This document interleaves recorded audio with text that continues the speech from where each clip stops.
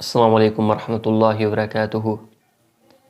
آج میں آپ کو 10 ایسی چیزیں بتاؤں گا جن سے روزہ ٹوٹ جاتا ہے۔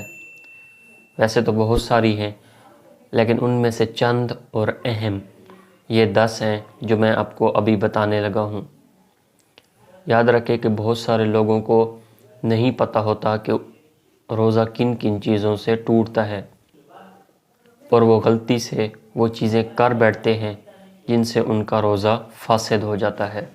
سب سے پہلے نمبر پر ہے کہ جان بوجھ کر کھانا یا پینے سے روزہ ٹوٹ جاتا ہے، اور اگر بھول چوک کر کھا لیا ہو تو چاہے جتنا بھی کھا لیا ہو، پیٹ بھر کر بھی کھا لیا ہو، تو اس سے روزہ فاسد نہیں ہوگا۔ البتہ اگر جان بوجھ کر کھائے یا پیے تو اس سے روزہ فاسد ہو جائے گا۔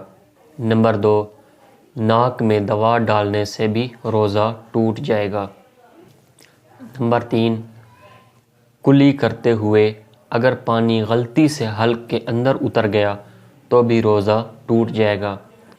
اگر کوئی وضو کرتے ہوئے پانی حلق سے اندر چلا گیا، اور اسی طرح اکثر بعض لوگ ایسے ہوتے ہیں جو غرغرارے کرتے ہیں، تو اس میں بہت زیادہ احتیاط کرنی چاہیے روزے کی حالت میں کہ کلی کرتے ہوئے جب غلطی سے حلق کے اندر پانی اتر گیا تو اس سے بھی روزہ ٹوٹ جائے گا۔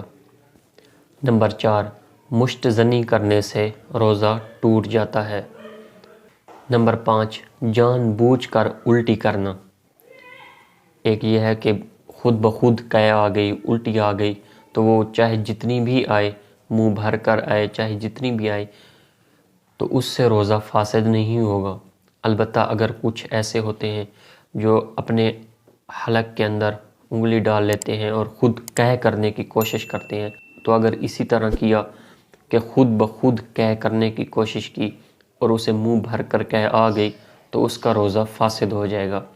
اور اسی طرح اگر کسی بندے کو الٹی آ گئی منہ بھر کر اور وہ اس الٹی کو دوبارہ اندر لے گیا تو بھی روزہ ٹوٹ جائے گا۔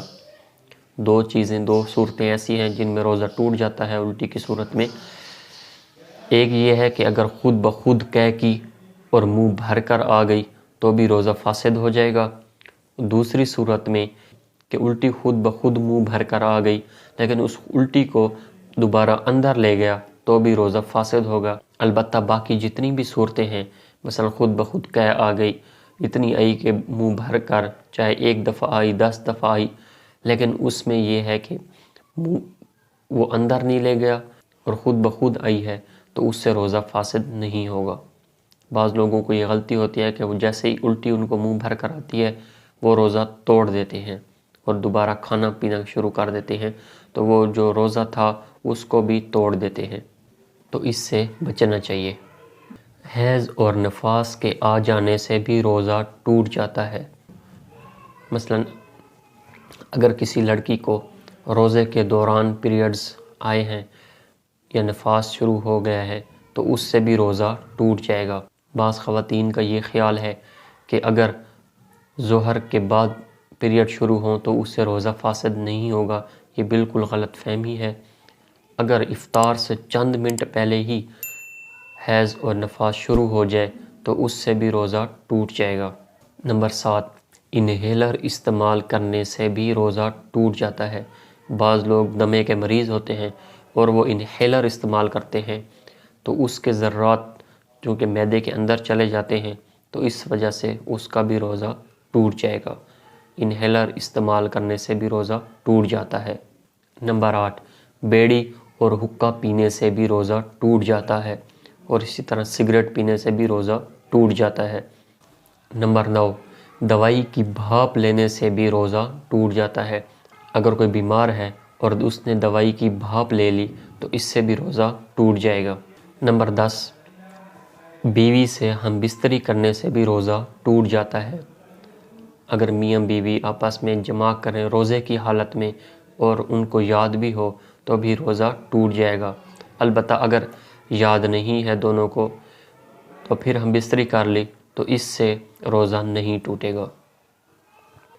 تو یہ 10 چیزیں ایسی ہیں جن سے ہمیں بچنا چاہیے۔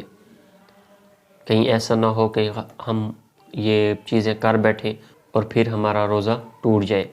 امید ہے کہ آپ کو یہ 10 چیزیں سمجھ آ گئی ہوں گی۔ والسلام۔